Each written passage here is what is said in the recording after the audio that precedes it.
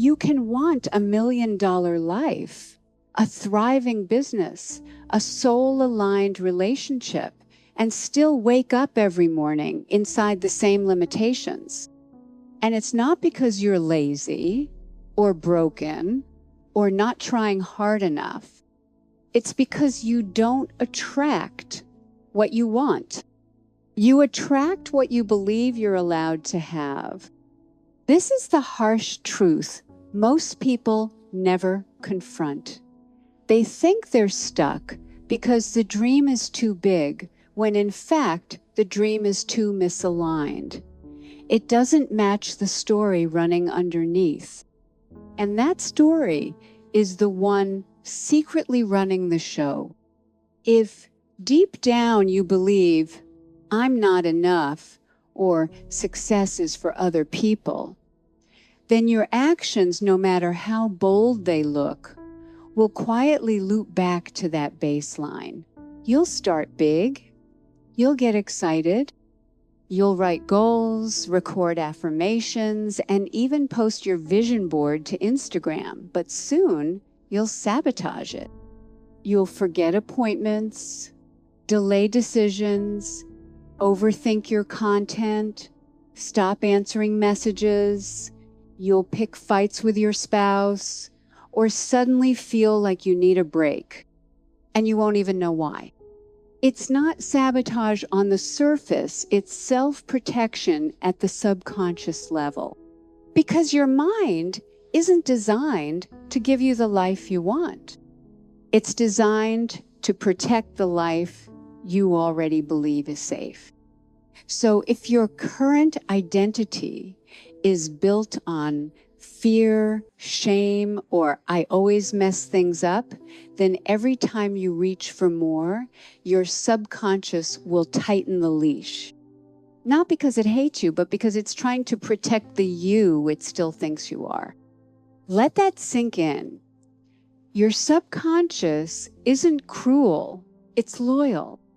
It simply hasn't been given permission to update its definition of you. And this is why effort alone never works. You can hustle harder, you can pray louder, you can join the masterminds and read every self-help book in the library. But if your inner compass is still pointing to unworthy, you'll never walk in the direction of abundant. You'll find a way to shrink, stall, or stop, not because you're weak, but because your nervous system has not yet been trained to feel safe at that level. That's the real work. Not thinking bigger, not wanting more, but building the kind of inner environment where more feels right and safe and possible. Until that happens, you'll keep climbing mountains with a parachute tied to your back. You have big goals, no doubt. You've written them down. You've visualized them, scripted them, maybe even shouted them into the universe. But there's something working even harder and far more consistently than those goals. It's the program running underneath. Your subconscious mind is not passive. It is not neutral. It is the most powerful force in your life, and it's working 24/7 to protect your sense of identity, not your dream. You must understand. The subconscious isn't impressed by ambition. It doesn't care about vision boards or 5-year plans. It responds only to what feels familiar, what's been repeated, what's been emotionally charged, what has been believed for years, even if that belief is false. So if you've spent a lifetime being told money is hard to come by, if you've watched your parents argue every month about bills, if you were praised for staying quiet, being helpful, never asking for much, if you learned that shining too brightly makes people uncomfortable, then your subconscious has recorded that not as trauma, but as truth. And it is now working tirelessly to preserve that truth, even if you hate it. That's why success doesn't just feel far, it feels unsafe. That's why every time you get closer to breakthrough, anxiety spikes. That's why you say you want more, but keep choosing less. Because your subconscious is not driven by what's logical. It's driven by what's predictable. And until you disrupt the prediction, you'll keep repeating the same patterns in a different outfit. You'll call it a new business, a new relationship, a fresh start, but under the surface, the same wiring will quietly recreate what's familiar. You don't rise to the level of your motivation. You fall to the level of your subconscious training. This is why affirmations feel like a lie when you start, because they are to your subconscious. You're speaking words your system doesn't believe yet. And unless you're willing to rewire that system through repetition, emotion, and identity shifts, those words will never stick. Let me give you an example. A woman says, I want to be financially free. She repeats it daily. But deep down, she believes that being rich means being selfish, because that's what she saw growing up. Now, watch what happens. She'll undercharge her services. She'll overgive until she burns out. She'll feel guilty when money starts flowing in and find a way to lose it. Not because she's cursed, not because she's stupid, but because her subconscious is simply more loyal to her past reality than her future desire. So what's the solution? You must stop trying to force new outcomes and start building a new baseline. Your subconscious must begin to see worthiness, wealth, and peace as normal, not exceptional. That begins with identity. That begins in the present. Let me make this painfully clear. If you're waiting for success to prove your worth, you will never feel worthy enough to succeed. You cannot use the goal as medicine for the wound. You cannot expect the result to fix the belief. The healing doesn't come after the breakthrough. It's the prerequisite for it. Most people get this backwards. They think, when I finally hit tank months, I'll feel secure. When someone chooses me, I'll feel lovable. When I cross that stage, I'll believe I'm good enough. But this mindset doesn't elevate you, it enslaves you. It keeps you chasing. It keeps you proving. It keeps you performing for a version of yourself that doesn't even exist yet. And the most dangerous part, you may even reach the goal and still feel empty. Because the void isn't external, it's inside the story you've been repeating every day without question. Let's strip it all down for a moment. Who are you without the goal? Who are you without the applause, the titles, the finish lines? If your answer is not enough, then no trophy in the world will ever feel heavy enough to silence that lie. True self-worth begins when you stop bargaining with the future and start rebuilding the present. Right here, right now, before you've earned a dime, before you've made the sale, before the world notices, that's when you take your power back. Because now you're not chasing success from a place of deficiency, you're building it from a place of truth.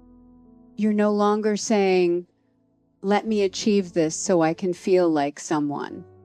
You're declaring, I already am someone, and this achievement is just an extension of who I've chosen to become. That's the difference between validation and vision. Validation is borrowed power. Vision is anchored power. Validation keeps you performing vision, keeps you grounded. Want a practical example? Think of the entrepreneur who undercharges just until they build confidence. That decision, made from low self-worth, keeps attracting clients who don't value the work, which confirms the belief of, I'm not ready, which leads to burnout, which results in stagnation. It's a loop, and the only way out is not external success. It's a new internal standard. You must stop waiting to deserve a better life. You must start deciding that you are already worthy of building one. That decision won't feel comfortable. It won't feel natural because your nervous system has memorized the opposite for years. But you're not here to feel safe. You're here to get free. And freedom means choosing a new story before the world claps for it. It means showing up like the person you want to become before there's proof, before there's permission, before there's applause. Because that's what self-worth really is. An internal decision that refuses to wait on external validation. And once that decision becomes your new normal, then something miraculous happens in the mind. It stops rejecting success and starts receiving it. But that only works if your mind knows how to feel safe with expansion. So now we ask, what does it take to make the mind feel at home with abundance? Success doesn't just require skill. It requires emotional permission. You cannot hold what your nervous system rejects. You cannot sustain what your mind doesn't feel safe with. And you will never rise beyond what you believe is normal for you. Most people never talk about this part. They focus on mindset, on action, on grit. And yes, all of that matters. But there's a deeper layer underneath it all, your baseline of familiarity. The emotional thermostat that determines what your brain sees as home. Think of it like this. If someone grows up in chaos, where love is unpredictable and money is always running out, their nervous system wires itself to survive in instability. That becomes the baseline. So even if they one day make it, that calm, stable success will feel foreign, maybe even boring, and their subconscious will quietly find ways to return to what feels normal, chaos. That's not sabotage. That's survival. Your brain's job is not to make you happy. It's to keep you alive. And it does that by clinging to whatever you've survived before. So here's the truth. If struggle feels familiar, you will unconsciously recreate it. If rejection feels familiar, you'll attract people who ignore or mistreat you.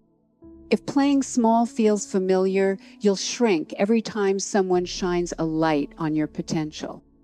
And that's why success feels so slippery. Because as soon as you start to expand emotionally, financially, relationally, your system kicks in and whispers, this isn't safe. This isn't home. So you slow down, you procrastinate, you start conflict, you binge. You withdraw. Why? Because returning to your old normal feels safer than expanding into a new one. This is why the real work isn't to chase the dream. It's to normalize it, to make abundance your new emotional baseline. So how do you do that? You expose yourself daily to the new frequency you want to embody. You stop treating success like a fantasy and start treating it like your identity. You speak the language of abundance even when you don't feel it. You surround yourself with people who already live there, not because you need their validation, but because your brain needs new evidence. You stop flinching at good things and instead breathe through them. Receive them. Let them land. And slowly, the new becomes familiar. The unfamiliar becomes normal. The nervous system calms. The identity upgrades. You'll notice it when good things happen and you no longer panic. When money comes in and you no longer fear it'll vanish. When love is consistent and you don't feel the need to destroy it, that's when you know the shift is working. Because your life will no longer be shaped by what you fear, but by what you're finally able to feel safe receiving. And once your mind is safe, once your identity has made space for the life you desire, now you're ready for the next step, the foundation that must hold all of it in place.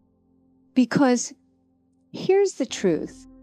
Even the best dreams collapse under the weight of an unhealed story. So now we go deeper to the root, to the place where lasting change begins. Everything external is a reflection of your internal foundation. The dreams you chase, the success you crave, the relationships you long for, they all rest on an invisible base built deep inside your mind and heart. Without a solid foundation, your big dreams are like castles built on sand, impressive for a moment, but doomed to collapse at the first storm. Many people focus on what to achieve, but they forget the who underneath it all. They believe if they just hustle more, learn more, or get luckier, everything will magically fall into place. But the truth is, no amount of external effort can hold up a foundation cracked by doubt, fear, and unworthiness. Your internal story, the beliefs you carry about yourself, is the blueprint of your reality. If your blueprint is built on, I'm not enough, I don't deserve success, or people like me don't win, then no matter how high you climb, those old beliefs will pull you back down. That's why the first and most important project you will ever have is rebuilding your identity. You must decide deep in your bones who you are before the world confirms it. You must own a new narrative not borrowed from others, but crafted with your own authority and conviction. This foundation is built with consistency. It's built by the daily choices you make to honor yourself, to speak kindly to your inner voice, and to refuse the lies that have held you captive. It's built when you forgive yourself for past failures, not as a weak excuse, but as a strong liberation. It's built when you learn to receive compliments, abundance, love without shrinking away. You will face resistance. Your old identity will fight to survive. That voice that says, you can't, you won't, or who do you think you are, will grow louder. That's expected. Because old stories resist dying. But this resistance is also your signpost. It means you're on the right track. It means transformation is underway. When you build this new foundation, you're not just dreaming bigger, you're becoming bigger. You're expanding your capacity to receive, to create, and to lead. And this expansion changes everything. Suddenly, money stops being a source of stress and becomes a tool for freedom.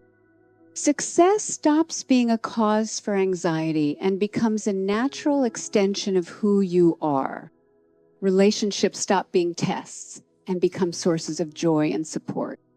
The external world begins to reflect the internal peace you have cultivated. So before you chase millions, before you paint the future with grand visions, ask yourself, is my foundation strong enough to hold this dream? Have I rebuilt the story that says I am worthy, capable, and deserving? If the answer is yes, you are unstoppable. If the answer is no, then go back inside. Do the deep, uncomfortable work of healing and rebuilding.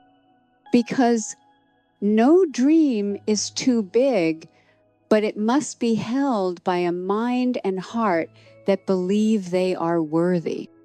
Remember, your external reality is simply a mirror of your internal identity. Change the identity, and everything changes. From here, your dreams don't just stay dreams. They become your new reality. And that is the real magic of building from within.